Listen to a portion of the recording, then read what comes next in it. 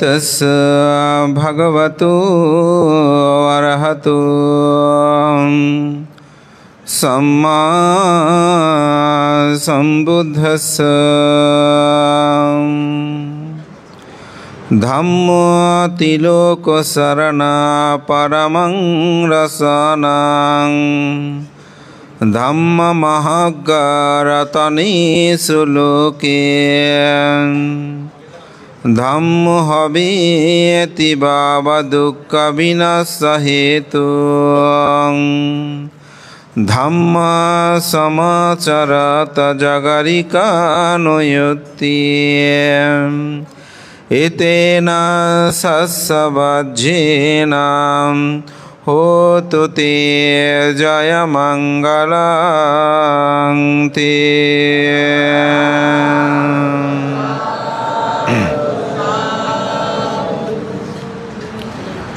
চট্টগ্রাম বন্দর নগরীর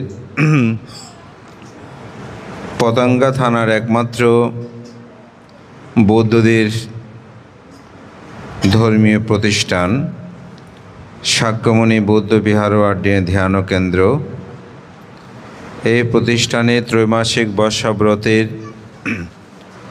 উপাসক উপাসিকা কর্তৃক পরপার্গত সকল জ্ঞাতিগণের হিতার্থে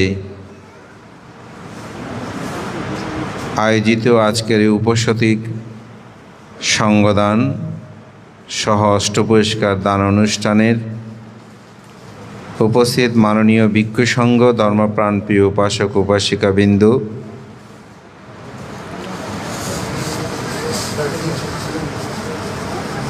আপনাদের সকলকে পবিত্র শ্রাবণী পূর্ণিমার মৈত্রীময় শুভেচ্ছা সহ আপনাদের সকলের উত্তর শ্রীবৃদ্ধি কামনায় পুণ্যদান করছি।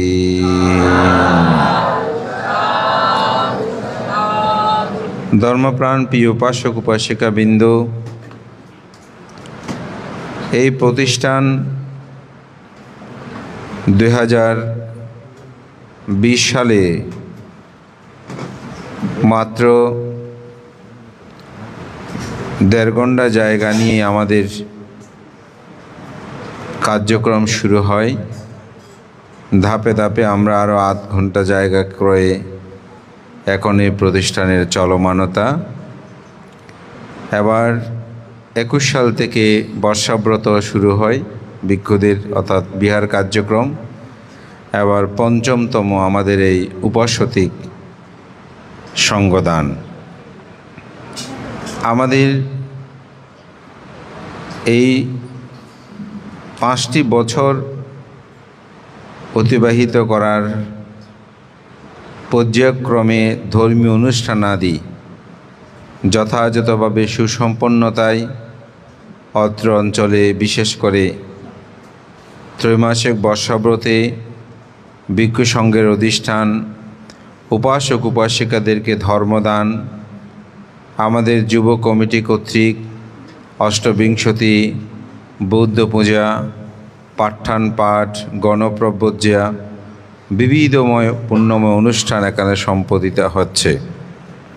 বিশেষ করে এই প্রতিষ্ঠানে প্রতি শুক্রবারে ছাত্রছাত্রীদের ধর্মীয় শিক্ষা কার্যক্রম এখনও এটি চলমান রয়েছে।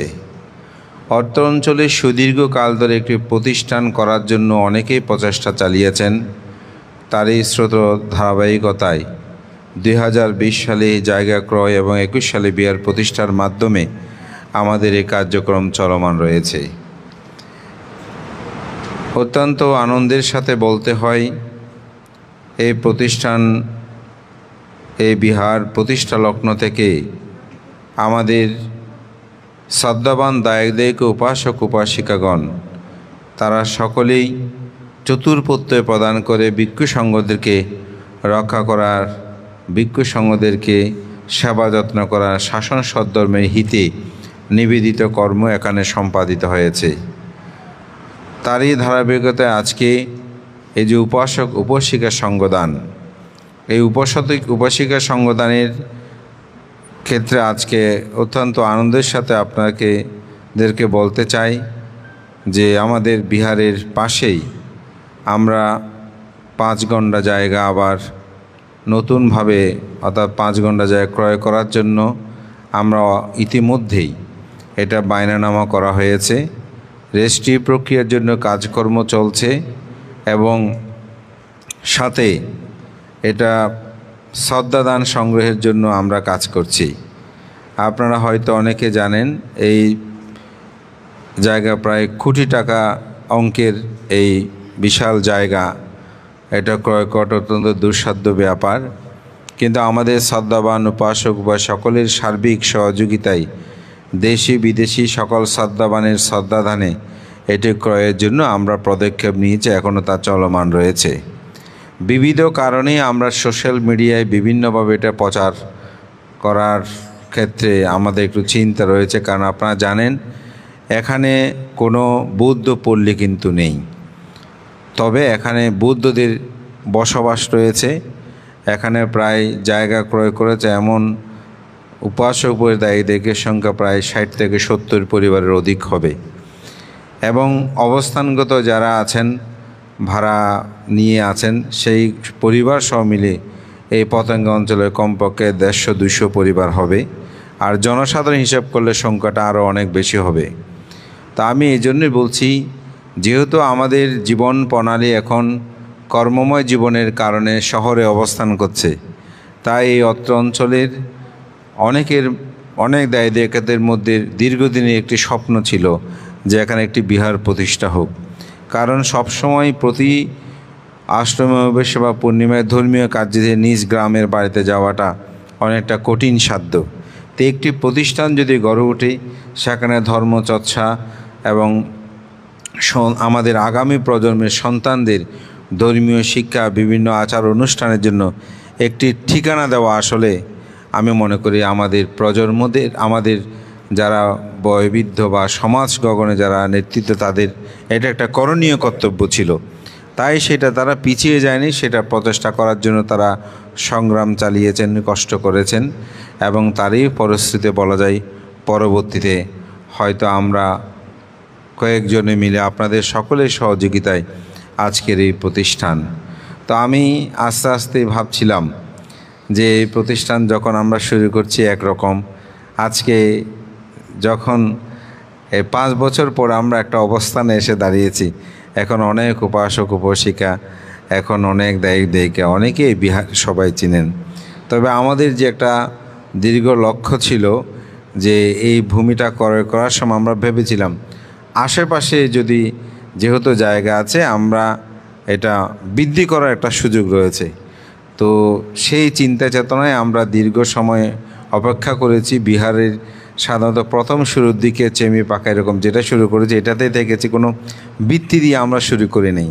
কিন্তু আমাদের অত্যন্ত সৌভাগ্যের বিষয়, তীরত্নের গুণপ্রভাব আমাদের কর্ম প্রচেষ্টায় আমরা যে স্বপ্নটা নিয়ে আমরা অগ্রসর হয়েছিলাম যে আমাদের জায়গাটা একটু প্রবৃদ্ধি করা, কারণ ছোট জায়গায় ধর্মীয় চর্চা দিয়ে করা আমাদের উপাসক ঠিকমতো বসতে পারে না, সব কাজকর্ম এক জায়গায় আসলে সম্পাদন করতে হয়। এবং আমি নামটা বলবো এই জন্য, আমি এখানে আজকে সকালে আসার পর ভিতরের রুমে একটু গিয়েছিলাম, আমাদের ওখানে বসে বিহারের কথা ভাবছিলাম যে আমাদের বিশ্বজিৎবাবু তিনি যে কি বুদ্ধি করে এত সুন্দর করে ছোট জায়গায়, মানে এদিকে অনেক উপরে ভিতরে অনেকটা 2টা রুম হলেও 4টা রুমের মতন ব্যবস্থা, ওখানে জিনিসপত্র রাখা যায়, মানে একটু করে বিশ্রাম করে করে দেখে দেখে ভাবতেছিলাম যে উনি যদিও নৌবাহিনীতে চাকরি করেছেন, কিন্তু ওনার যে ইঞ্জিনিয়ারিং একটা চিন্তা চেতনায় কীভাবে কোথায় কোন জিনিসটা কীভাবে দিলে মানে মানুষের জন্য সুবিধা হয়, বিক্ষজনের সুবিধা হয়। আমি বললাম এটা করা দরকার, বলো যে বান্ধব এটা এরকম করলে ভালো হয়, হ্যাঁ তাই চাইলে করেন। মানে অনেক সময় উনি প্রস্তাবনা দিল, আমি বলছি না এটা এরকম করেন, এরকম না না বান্ধব এরকম করলে ভালো হবে, হ্যাঁ তাহলে করেন। পরবর্তীতে দেখলাম না, ওনার চিন্তাটা যথার্থ ছিল। আর আমিও ব্যক্তিগতভাবে আমি বললে এরকম করতে হবে সেটা আমিও মানি না, আবার ক্ষেত্র বিশেষে আমিও কিছু পরামর্শ দিয়েছি, বললাম যে উপাসক এটাই হয়তো না বানতে, ঠিক আছে আপনার এটা। তো আমি এটা বলতে যাচ্ছি একটি সমন্বয় সাধন, একটি ছোট জায়গায় আমরা 5 বছর ধর্ম চর্চা করার একটা যে সুযোগ আমরা পেয়েছি, তো আগামীতেও আমি সবার কাছে আহ্বান করব, আমাদের যে এখন 5 ঘন্টা যে জায়গা আমরা ক্রয় করার জন্য সিদ্ধান্ত নিয়েছি, আপনারা অনেকেই ইতিমধ্যে এগিয়ে এসেছেন। আপনাদের কে আমি কতটুকু এটা আজ এটা তো এগিয়ে এসেছেন। আমি মনে করি এভাবে যদি আমরা সবাই নিজে এবং অপরকেও আমরা উৎসাহিত করি সহযোগিতা করার জন্য, আমার মনে হয় তাতে আমার নিজেরও পুণ্য হবে, অপরেরও পুণ্য প্রবৃদ্ধি হবে। বুদ্ধ জগতে বলেন যে 4 ভাগে মানুষ পুণ্য লাভ করে। এটা হচ্ছে কৃত, কারিত, অনুমোদিত, প্রশংসিত। পৃথিবীতে 4 ধরনের মানুষও আছে। কিছু কিছু মানুষ আছে নিজে দান করে কিন্তু অপরকে দান করতে উৎসাহিত করে না। সে মানুষটা কি হয়, জন্মান্তরে সে মানুষ নিজে সম্পদশালী হয় কিন্তু আত্মীয় জ্ঞাতি তারা সম্পদশালী হয় না। আর কিছু কিছু মানুষ আছে নিজে দান করে না কিন্তু অপরকে দান করতে উৎসাহিত করে, বলে না বাবা তুমি করো, কিন্তু নিজে দিচ্ছে না। সে মানুষ কি হয়, জন্মান্তরে নিজে দরিদ্র হয় কিন্তু তার আত্মীয় স্বজন সবাই ধনী হয়। এই ধরনের অনেক মানুষ আছে। অনেকে বলো বানতে আর কি হইল ওরে কর্ম, আর আত্মীয় স্বজন ব্যাকুণ পয়সাওয়ালা ধনী শিক্ষিত কিন্তু আয় বানতে দরিদ্র। তো এটা হচ্ছে নিজে দান করে নাই কিন্তু অপরকে দান করতে উৎসাহিত করেছে। পৃথিবীতে কিছু কিছু মানুষ আছে নিজেও দান করে না, অপরকেও দান করতে উৎসাহিত করে না। নিজে তো করবে না, আর কেউ বলে না করার দরকার নাই, উৎসাহিত করে না। সে মানুষ কি হয়, জন্মান্তরে নিজেও দরিদ্র হয়, তার আত্মীয় স্বজনও দরিদ্র। বানতে গরিব জায়গা জন্মগ্রহণ করছি যে নিজের তুলনায় আত্মীয় স্বজনও ধনী নয়, জীবন না এক দুঃখ। আপদ বিপদে বললেও কারো কাছে চাবার মতন থাকে না। তো সেটা হচ্ছে নিজেও দান করলো না, অপরকেও দান করতে উৎসাহিত করে না। 3 ধরনের মানুষ। আরেক ধরনের মানুষ নিজেও দান করে, অপরকেও তিনি দান করতে উৎসাহিত করে। নিজেও শীল পালন করে, অপরকেও শীল পালন করতে উৎসাহিত করে। নিজেও ভাবনা করে, অপরকেও তিনি ভাবনা করতে উৎসাহিত করে। জন্মান্তরে সে ব্যক্তি নিজেও ধনী হয়, নিজেও শীলবান হয়, নিজেও জ্ঞানবান হয়, তার আত্মীয় স্বজন জ্ঞাতি তারাও ধনী হয়, তারাও জ্ঞানবান হয়, তারাও শীলবান হয়। তো সেজন্য আমরা যে কোনো পুণ্যকর্ম করতে আত্মীয় স্বজনদেরকে নিমন্ত্রণ করি। কেন? তারাও যেন পুণ্য অনুমোদন করে, তারাও যেন পুণ্য লাভ করে। কারণ আপনি ধনী হলেন কিন্তু আপনার জ্ঞাতি স্বজন ধনী নয়, দুঃখ প্রতিনিয়ত তারা চাইবে। আপনি দিয়ে শত দেওয়ার পরে আপনি শান্তি পাবেন না, কারণ তারা প্রতিনিয়ত অভাব এটা না দিয়েও পারবেন না। বিরক্ত করতে আপনি অতিষ্ঠ হয়ে যাবেন। সেজন্য সবাই যদি ধন সম্পদশালী হয়, সবাই যদি শীলবান হয়, যেমন একটা ঘরের মধ্যে আপনি শীলবান কিন্তু আপনার ছেলে শীলবান নয়, তাহলে শান্তি পাবেন? শান্তি পাবেন না। তো আপনি ভালো কিন্তু আপনার সন্তান মদ গাঁজা পান করছে, তাহলে কেমন হবে? দুঃখ না? অথবা আপনি ভালো কিন্তু আপনার বাবা মদ্যপায়ী, আপনার মা শীলবান নয়, তাহলে সেখানেও দুঃখ যন্ত্রণা। তো সেজন্য একটি পরিবারে যে অষ্টশীল উপসৎশীল আপনারা শুধু নিজেরা নেবেন তা না, পরিবারের ছেলে মেয়ে যারা তাদেরকেও, স্বামীকেও, এই যেমন আজকে হয়তো চাকরির জন্য পারেন কিন্তু আজকে তো শুক্রবার, তো আজকে সবাইকে আপনারা উৎসাহিত করতে পারেন যে না তোমরাও শীল গ্রহণ করো, তোমাদেরও দরকার। তো অনেকে বলে বানতে অনরূপশিকারে দান ধর্ম ব্যাখ্যান করে দিই, ইবে করলে ওই যাবো, তো ইবে করলে ওই যাবো। তো আমাদের মহামান্য সঙ্গরাজ ডক্টর জ্ঞানশ্রী মহাতের মহোদয় উনি ভানতে খুব সুন্দর করে বলেন, হদবা বাত তোলে তুমি হেলে ওই যাবে, হ্যাঁ আর তো বাত খাওয়া হইতো নয়, তোমার বাত তার ব্যাকুনি বের দি দো ইবে যে খাইব তোলে তো আর তো না খাওয়া হইতো নয় না। তা আসলে হ্যাঁ, উনি যে অর্থ দিচ্ছে অষ্টশীল নামার জন্য উৎসর্গ মানে উৎসাহিত করছে, তাতে অবশ্যই আপনি পুণ্য লাভ করবেন। কিন্তু কোন পুণ্য? সেটা হচ্ছে ওই যে কৃত, কারিত, অনুমোদিত, প্রশংসিত বলছি না, কৃত মানে যিনি করে তার পুণ্য। তাহলে ওই ওনার স্ত্রী করলে বা স্বামী করলে ওনার পুণ্য। কারিত করার জন্য বলো তুমি অষ্টশীল নাও, অষ্টশীল নাও, তাহলে ওই করাচ্ছে সেজন্য পুণ্য হবে। অষ্টশীল নিয়েছ, খুব ভালো, অনুমোদিত। প্রশংসা, অষ্টশীল নিজে সাধু সাধু সাধু, খুব ভালো খুব ভালো, সেটার দ্বারা আপনি পুণ্য লাভ করবেন। কিন্তু আপনি তো যিনি দান করে ওনার যেরকম পুণ্য, যেমন সঙ্গদানের আয়োজন করেছে আমাদের প্রদীপবাবু, কথার কথা আমরা সবাই গিয়েছি, তাহলে প্রদীপবাবু যেরকম পুণ্য লাভ করবে আমরা কি সেরকম পুণ্য লাভ করব? সমান লাভ করব না। আমরা অনুমোদনগত, প্রশংসাগত আমরা পুণ্য লাভ করব। কিন্তু যিনি কৃত প্রধান উনি তো মূল পুণ্যটা লাভ করবেন।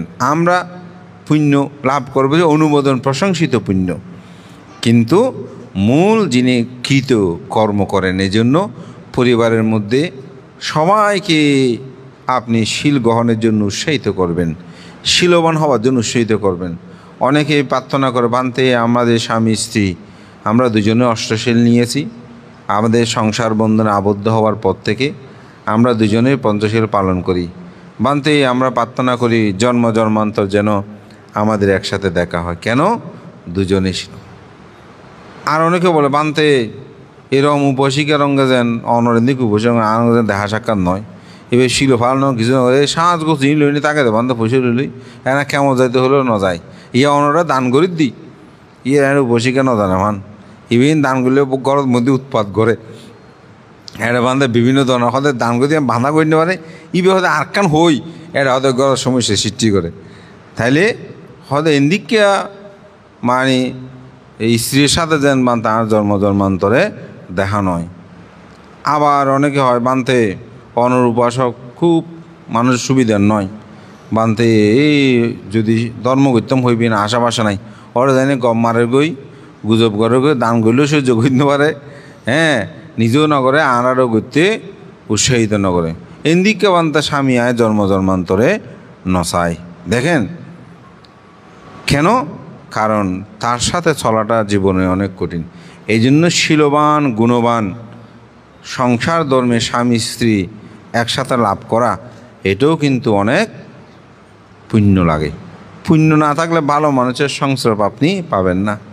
সন্তান বলেন, কোনো সন্তান যদি আপনার দুঃশীল দুরাচারী হয়, যে সন্তানকে আপনি মানুষ করেছেন, লালন পালন করেছেন, বর্ধন করেছেন, এখন সেই সন্তান আপনার কথা শোনে না, সেই সন্তান আপনার প্রতি শ্রদ্ধা সম্মান বোধ রাখে না, তাহলে এই সন্তান গর্ভে ধারণ করে লালন করে আপনি বলবেন এই সন্তান আমি আর চাই? কিন্তু যদি সন্তান শীলবান গুণবান হয়, আপনি বানতে প্রার্থনা করবেন আমার ছেলেটা আমার মেয়েটা বানতে খুব সুবাদ্য, আমার কথার বাইরে যায় না, তারা যে কোনো কথা বানতে বুঝিয়ে বললে তারা শোনে, বানতে জন্ম জন্মান্তর আমি এই ধরনের সন্তান চাই। এটাই হচ্ছে আপনি একটা পরিবারকে সাজানো। আপনারা যদি মনে করেন আমি শুধু পুণ্য লাভ করি, না, আপনি যদি ঠিকমতো পুণ্য কর্ম সবাইকে সংযুক্ত না করেন তাহলে বিপদ আছে। যেমন আপনি একটা ভাই, আপনারা 2 ভাই বা 5 ভাই, কিন্তু আপনি ভালো ভাই আরগুলো ঠিক নেই, দেখবেন জায়গা সম্পদ বিক্রি করে দিচ্ছে, বাপের সম্পদ, আপনি বিপদে পড়তেছেন। বাধ্য হয়ে এই জায়গাটা রক্ষা করতে না পেরে আপনাকেও বেশি দিত, বিক্রি করে দিত, যেরকম হচ্ছে তো অনেক। এখন 2 ভাই আছে জায়গা, বলতেছে না তুমিও অমুককে এরকম দান দিও না, সেই উৎসুক বা বিভিন্ন কিছু কারণে দিয়ে দিছে। সেই জায়গাটা যখন দিচ্ছে না, যে জায়গাটা কিনেছে ওখানে গাছ রোপণ করে দিছে, গাছ যখন রোপণ করে দিয়েছে আর চাষবাস করলে কিছু হচ্ছে না, শ্বাসই নিচ্ছে না, বলছে ওখানে গাছের ছায়া পড়লে চাষ হয় না, ভালো ফল দেয় না, তো জায়গাটা আর পরে থাকবে, বিক্রি করতে বাধ্য। অনেকে আছে জায়গা, ঘরের জায়গা একটি অন্য সম্প্রদায়কে দিয়ে দিয়েছে, এখন এটা কিনতে হবে, নিজের বাইকে দেয় নাই, কিছু টাকা পয়সা বেশি পাবে মনে করে। এখন মা বাবার এই সম্মান মানে নিজের জন্মভিটা এটা রক্ষা করার জন্য ও ডবল 3 টাকা দিয়ে সেটা কিনতে হচ্ছে। সমাজের মধ্যে পাড়ার মধ্যে দেখবেন বিহারের সামনে সেদিন কিছুদিন আগে এক জায়গায়, আমি নাম বলবো না, একটা বুদ্ধি বিক্রের পাশের জায়গা বিক্রি করে ফেলছে। শেষে গ্রামবাসী সবাই মিলে মানে যে যে দাম 7 লাখ টাকা সেটা 21 লাখ টাকা দিয়ে কথার কথা মানে ওই ধরনের 3 দাম দিয়ে এই জায়গাটা কিনতে হয়েছে। তাহলে কেন? শুধু বাইব না, পাড়ার মধ্যেও যদি ভালো মানুষ না থাকে তাহলে কিন্তু আপনার জীবনে দুঃখ আছে। তো বুদ্ধ সেজন্য বলেছেন আপনি নিজেও পুণ্যকর্ম করবেন, আপনিও দানকর্ম করবেন, অপরকেও সেই দানকর্মটা করতে উৎসাহিত করবেন। আপনারাও শীল পালন করবেন, অপরকেও শীল পালন করতে উৎসাহিত করবেন। অনেকের জীবনে এরকম বলো যে ভান্তে অমুকে ভান্তে আমার জীবন পরিবর্তন করে দিয়েছে। আমি আগে অশ্বশীলাতে নিতাম না, উনি আমাকে ডেকে নিয়ে বলছে চলো অশ্ব। হয়তো বান্ধে 2-1 বার যখন আমি অশ্বশীল নিয়েছি আমার এত ভালো লাগে, তখন থেকে বান্ধে আমি অশ্বশীল প্রতিপালন করে চলেছি। তাহলে আপনিও পুণ্য লাভ করেছেন না? এই যে একটা বই প্রকাশনা করে ধর্মদান হয়, কেমন করে? আপনি বইটা দান করেছেন, অর্থ দান করেছেন, যে হয়তো একজন লিখেছে, এই বইটা পড়ে যিনি মনের অন্তর্জগতের মধ্যে শ্রদ্ধা উৎপন্ন করছে তার পুণ্য হচ্ছে, যিনি প্রকাশ করেছেন তারও কি হচ্ছে? পুণ্য হচ্ছে। এই যে বিহার, একটা বিহার মানুষের জীবনকে যে কত পরিবর্তন করে এটা আপনি চিন্তা করতে পারবেন না। যেমন অনেক মানুষের মানসিক যন্ত্রণায় কাতর, ঘরে কোনো শান্তি পাচ্ছে না, সবসময় আমি ক্ষেত্র বিশেষ বলছি, বলে যেন একটু বিহারে যাই। তো বিহারে গিয়ে বুদ্ধের সামনে বসে বন্দনা আদি করে অন্তপক্ষে মনের দুঃখ সুখটা ওখানেই অনেকটা বলা যায় দুঃখটা বিসর্জন দিয়ে মানসিক একটা প্রশান্তির মধ্যে তার মধ্যে উৎপন্ন হয়। তাহলে এটাকে আপনি টাকা পয়সা দিয়ে উৎপন্ন করাতে পারবেন? পারবেন না। এই যে আজকে যারা ভূমিদানে, আগে যারা ভূমিদানে অংশগ্রহণ, এই বিহার এখানে অনেকে বেঁচে নাই, অনেকে বেঁচে আছে, কারণ এই প্রতিষ্ঠানে শুধু পতেঙ্গা নয়, বাংলাদেশে বিদেশে বিভিন্ন মানুষে এখানে শ্রদ্ধাদান দিয়েছে। উনি নাই, কিন্তু আপনারা যে এখানে বসছেন একটা প্রশান্তি লাভ করছেন। আপনারা যতক্ষণ বসে আছেন ততক্ষণ তো অন্তপক্ষে চিত্তের মধ্যে লোভ দেশ মোহটাকে ক্ষণকাল হলেও তো আপনারা কি করেছেন? স্তমিত করেছেন, বন্ধ আছে এটা। চিত্তটা আমাদের সবার একটা কোমল চিত্ত, এখানে এখন লোভ আছে, দেশ আছে, মোহ আছে, নাই তো থাকলে এইভাবে বসতে পারতেন না। এখানে বসার সময় কত সুবিধা অসুবিধা আছে না, কিন্তু তবুও মেনে নিয়ে বসে আছেন কেন? চিত্ত নির্মল বলেই। আপনি বুদ্ধ হয়ে যান, এক একজন এক এক রকম করে, কিন্তু অবাক করার বিষয় আপনার চিত্তটা এত নির্মল হয়ে যায়, এগুলো নিয়ে কোনো ধরনের মানে ভাব বিধান চিত্ত জগতে কোনো বিতর্ক উৎপন্ন হয় না। নির্মল চিত্ত, এই বিহার মানে একটা সেরকম একটা প্রতিষ্ঠান। তো আমি সেজন্য বলবো আপনারা এই বিহারকে রক্ষা করার জন্য আপনারা চেষ্টা করবেন, এবং সাথে যেহেতু ছোট জায়গা আমাদের কঠিন চিবর দান করতে হবে প্রায় সময় বাইরে, তো যদি এই জায়গাটা আমাদের হয়ে যায় তাহলে কিন্তু শহরের জন্য, গ্রামের জন্য আমি হয়তো অনেক বড় জায়গা সেটা আমি বলবো না, কিন্তু শহরের জন্য এটা অনেক বড় কিছু। তো এই জন্য একটা কথা আছে না, শহরের কোণ গ্রামের দোন। তো এই জন্য এটা ছোট হলেও যদি এই জায়গাটা আমরা আমাদের জন্য কিন্তু অনেক বড়, এবং ঠাঙ্কার হিসাব করলে আসলে গ্রামে আপনি দোন এখনও নিতে পারবেন। হ্যাঁ, তো সবাইকে আমি বলবো আপনারা নিজেরাও দান করবেন, উৎসাহিত করবেন। আপনারা নিজেরাও তো দান করছেন, অপরকে সেটা উৎসাহিত করেন। তো আজকে যেহেতু উপাসক উপাসিকার সঙ্গদান, তো উপাসক উপাসিকাদের গুণাবলী সম্পর্কে একটু বলতে হয়। উপাসক উপাসিকা কাকে বলে? তো যিনি বুদ্ধ ধর্ম সঙ্গ এই ত্রিরত্নের উপাসনা করেন তাহাকে বলা হয় উপাসক। উপাসনা মানি হচ্ছে যেমন বুদ্ধাং শরণং গচ্ছামি, ধাম্মাং শরণং গচ্ছামি, সাঙ্গাং শরণং গচ্ছামি। এই ত্রিরত্নের শরণ গ্রহণ করে তিনি হচ্ছে মূলত উপাসক উপাসিকা।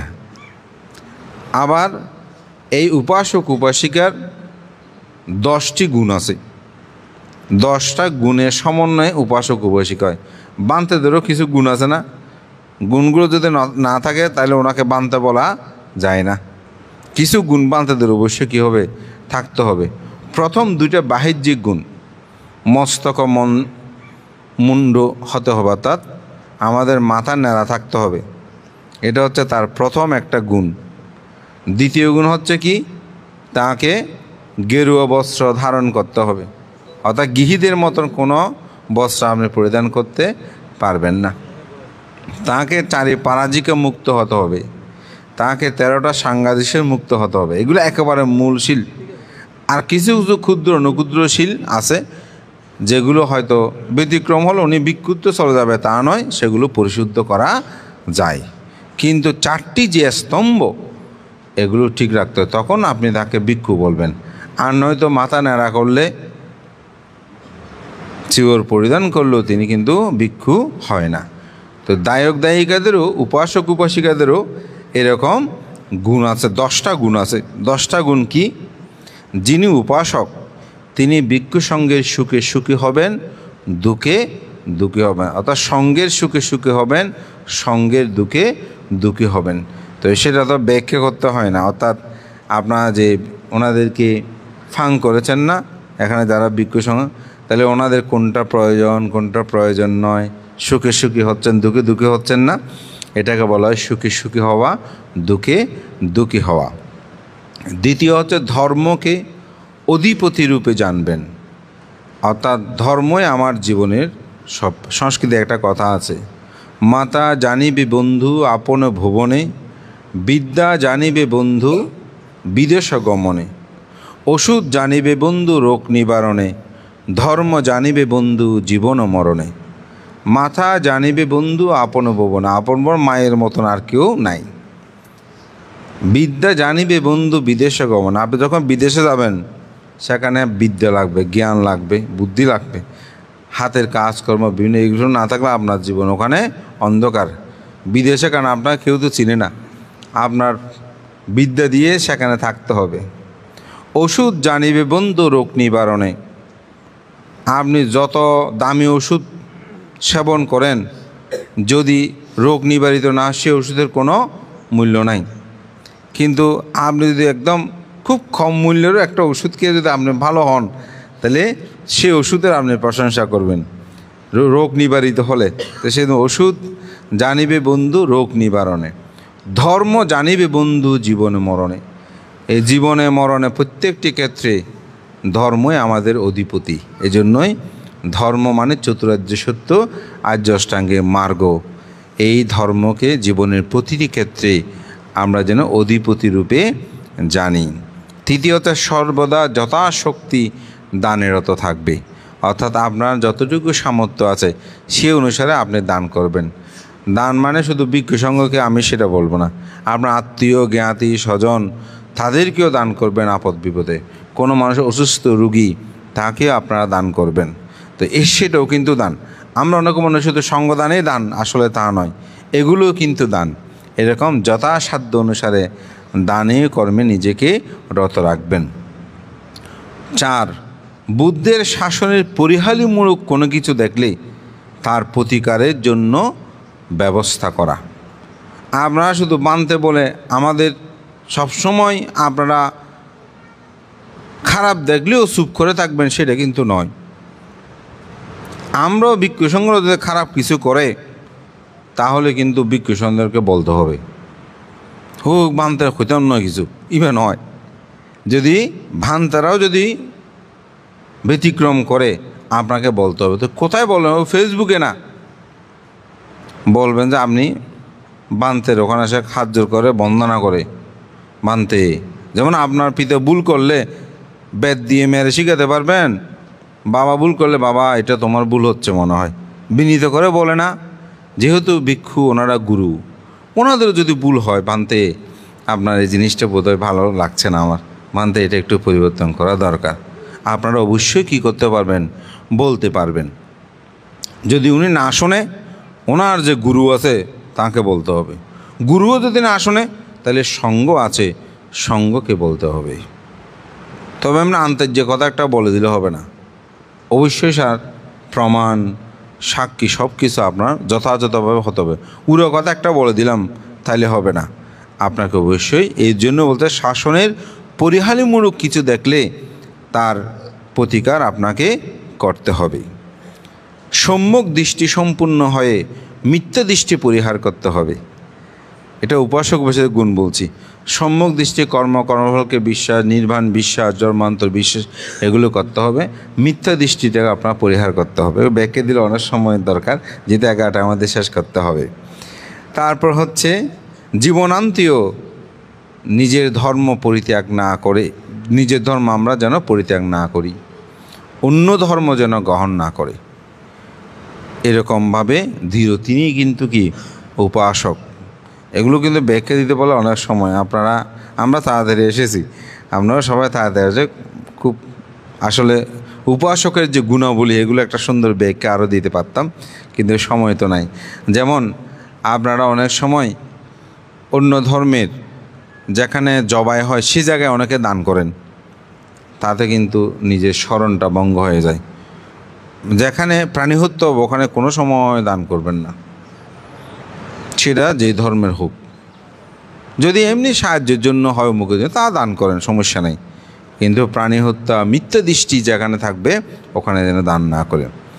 তারপর কায়িক, বাচনিক, মানসিক এই ত্রিধারকে যেন সংযত করে, এগুলো যেন উচ্ছৃঙ্খল বিশৃঙ্খলতা আচরণ না করে। সর্বদা একতা আনন্দ অনুভূপেই যেন একতাবদ্ধভাবে সবাই রত থাকে। এই যে আপনারা মিলেমিশে আছেন, এখানে যেন বিভাজনের সৃষ্টির চেষ্টা না থাকে। আমরা উপাসক উপাসিকা সবাই একসাথে থাকব, এই চেতনাবোধটা যেন সবার মধ্যে বিদ্যমান থাকে।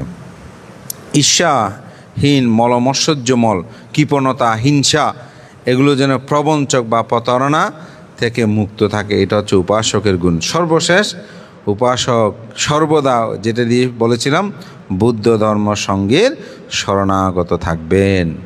যদি শরণাগত, এই 10টা হচ্ছে উপাসকের গুণাবলী। তো উপাসকের পরাজয়ের আবার 7টি কারণ আছে। 7টি কারণ কি? ভিক্ষু, দর্শন ও অবহেলা।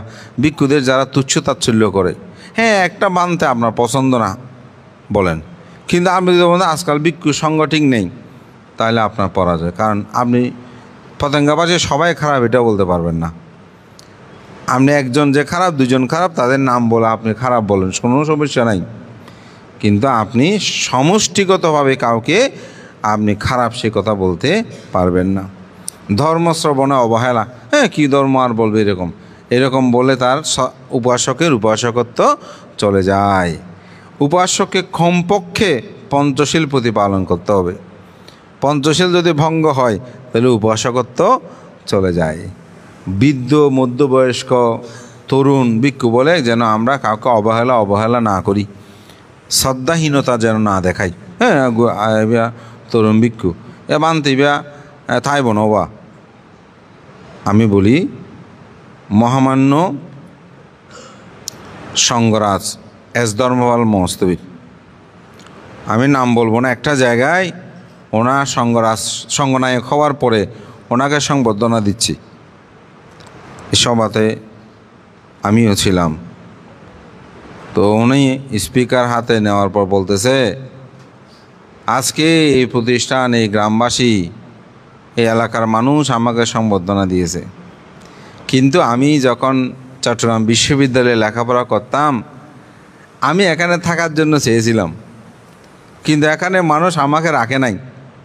বলবে লেখাপড়া গরের বা ইবে হল তাই বোনা এবার গিলে রাখতে হয়তো বা আরে ন রাখে। তো আজি হদে আরে ইতারা হদে সম্মান করে, শ্রদ্ধা করে। দেখেন তাহলে ওই যে বুদ্ধ যে বলছেন মধ্য, তরুণ, বয়স্ক বলে কাউকে অবহেলা করব না, আজকে তিনি সঙ্গনায়ক হয়ে প্রয়াত হয়েছেন ভান্তে। তাহলে ওনার মনে দেখেন, হয়তো এটা 40 বছর আগের কথা বা 50 বছর হবে, এই সময়ে যে উনি বিহারে থাকতে চেয়েছে, ওনাকে তো থাকতে দেয়নি, এই মনে দাগটা ওনার কাছে ছিল। তো সেদিন যারা সংবর্ধনা দিল, ওদের কাছে চেতনা উৎপন্ন যে আমাদের পূর্বপুরুষরা ভুল করেছিল, হয়তো ওখানে বেঁচে আছে, তো এরকম মানুষ আছে, তাহলে লজ্জা পেয়েছি না? আমি তো নিজেই লজ্জিত হয়েছি। এই জন্য মধ্য তরুণ বয়স্ক বলে কার মধ্যে কী গুণ আছে কোনো কিছু আসলে চিন্তা করা সহজে যায় না। আরেকটা হচ্ছে নিন্দা করার অভিপ্রায়ে ধর্ম শ্রবণ। অনেকে আছে ধর্ম জানে, নিন্দা করতে জন্য তিনি অভিপ্রায়ে ধর্ম কথা বলতে, এরকম করলে তার ছিদ্র অন্বেষণ করে বান্দের দোষ কোনটা কী কোনটা। মাঝে মধ্যে আমরা দেশনা করি যে আগে বীজে সব দেবে না, কাঠপিস একটা নিয়ে নিন্দা করার জন্য চাইবে, তাহলে উনি উপাসক হিসেবে কি হয়, তার পরাজয় হয়। এবং বৌদ্ধ শাসনের বাইরে যেন কেউ দান না, বৌদ্ধ শাসন বলতে অর্থাৎ সম্মুখ দৃষ্টি সম্পূর্ণ স্থানে যেন আপনি দান করেন। তার বাইরে করলেও যে বললাম বিভিন্ন প্রাণী হত্যাজনিত জায়গায় যদি দেন তাহলে আপনার উপাসকত্ব বিনষ্ট হবে। 7 নম্বর সেটা হচ্ছে বৌদ্ধদের পূর্বকৃত আদি কর্তব্যাদি সম্পাদা। এখানে অনিয়ত মিথ্যা দৃষ্টির কথা আছে, এগুলো ব্যাখ্যা করলে অনেক সময় লাগবে। এক কথায় মিথ্যা দৃষ্টিতে যেন আমরা না পড়ি। এই 7টি কারণ যদি মিথ্যা দৃষ্টি পড়ে তার পরাজয় হয়। আপনাদের সবার মধ্যে উপাসকত্ব রক্ষিত হোক। তবে আপনাদের একটা সুবিধা আছে, সেটা হচ্ছে উপাসকগণ কিন্তু উপাসকত্ব চলে গেলেও আবার যখন পঞ্চশীল নেয়, অষ্টশীল নেয়, পঞ্চশীল নেয়, ত্রিশরণ গ্রহণ করে তখন আবার তারা পরাজয় থেকে মুক্তি লাভ করে। এটা হচ্ছে আপনাদের সুবিধা, কিন্তু বান্দাদের এই সুযোগটা নেই। তো আমি সবাইকে আন্তরিকভাবে আশীর্বাদ এবং ধন্যবাদ জ্ঞাপন করছি। আজকে আপনারা সবাই সম্মিলিতভাবে এই প্রতিষ্ঠানের সাঙ্গিক একটি ধর্মচর্চার জন্য আপনার ব্যবস্থা করেন। তো আমি মনে করি যতটুকু সময় পেয়েছি অন্তপক্ষে কিছু কথা বলার সুযোগ হয়েছে। আমার বিশ্বদেববাবুকে বলছিলাম আপনাকে একটু কিছু বলে যে না মানতে, আমরা আজকে কিছুই আমরা বলবো না, আপনারা শুধু বলেন। তো এটা হচ্ছে কি ধর্ম, তখন এখানে যারা আজকে উপস্থিত ওনারাও বলবো যে না আমরা বানতে থেকে কিছু শুনেছি। তো সবাই আসলে সব ক্ষেত্রে যদি এরকম মাইন্ড নিয়ম নিয়ে কথাবার্তা বলতে বলতে ধর্মীয় চর্চাটা আসলে হয় না। তো আমি উপাসক উপাসিকা যারা দেয় দেখে আপনাদেরকে ধন্যবাদ, আপনাদের মধ্যে যে প্রকৃত ধর্ম শ্রবণের যে একটা স্পৃহা, এটাকে সাধুবাদ জানাই। তো বিশেষ করে আমাদের শ্রদ্ধাবতী উপাসিকা ববিতা বড়ুয়া, তিনি নিজেও 15,000 টাকা দান করেছেন, তার স্বামী সহ, স্বামীর নাম মানতে লিখু বিপ্লব বড়ুয়া, এবং উনি 1300 টাকা সংগ্রহ করেছেন। আমাদের নৌবাহিনীর কর্মকর্তা সাধন বড়ুয়া, ওনার পরিবার সহ, নামগুলো তোমরা একটু পিতামাতার নাম সহ লিখবে সব। উনি 5,000 টাকা দান করেছেন। সপু বড়ুয়া 6,000 টাকা দান করেন। প্রবণ বড়ুয়া, পিতা নিহার রঞ্জন বড়ুয়া, মাতা প্রবণ বড়ুয়া, পিতা স্বর্গগত নিহার রঞ্জন বড়ুয়া, মাতা মায়া বড়ুয়া, পশ্চিম রাজন, ওনার 10,000 টাকা দান। আমরা তাদের সকলের উত্তর শ্রীবৃদ্ধি কামনায়, এবং আরও অনেকে দান করেছেন। আজকে হয়তো আমি লিস্টটা এখানে বলছি, আমরা আসলে বিবিধ কারণে একটু সোশ্যালে আমরা এটা দিচ্ছি না, আমাদের এই অর্থ অঞ্চলে বিভিন্ন কিছু পর্যালোচনা করে। তো আপনাদের সবাইকে আমরা পুণ্যদান করছি, আশীর্বাদ করছি। আপনারা যে অংশগ্রহণ করেছেন, পূর্বেও এখানে অনেকেই অংশগ্রহণ করেছেন, তাদের সকলের উত্তর শ্রীবৃদ্ধি কামনা করে আশীর্বাদ ও পুণ্যদান করছে। আপনারা সকলেই সাধুবাদ দিয়ে তা অনুমোদন করুন। এবং সবাইকে আহ্বান করব যে আজকে যেভাবে আপনারা সবাই সম্মিলিতভাবে আমাদের বিশাখা মহিলা সমিতির যারা আজকে সম্মিলিত হয়েছেন, এবং আমাদের যুব সংঘ সহ এবং বিহারের যারা দায়িত্বকে বিন্দু সম্মিলিত আজকে উপাসক উপাসকদের সঙ্গদান, ইতিমধ্যে আমাদের উদ্বোধনীতে অনেকের নাম উল্লেখ করে দেন, তাদেরকে সকলকে স্মরণ করে আপনাদের উত্তর শ্রীবিদ্যা কামনার পুণ্যদান করছি। এই বিহার নির্মাণে আমি মনে করি বিশেষ করে জায়গা ক্রয়ে আপনারা সবাই অংশগ্রহণ করার আহ্বান জানিয়ে, প্রত্যয় জানিয়ে আমার নিবেদন কথা এখানে শেষ করে, জগতের সকল প্রাণী সুখী হোক।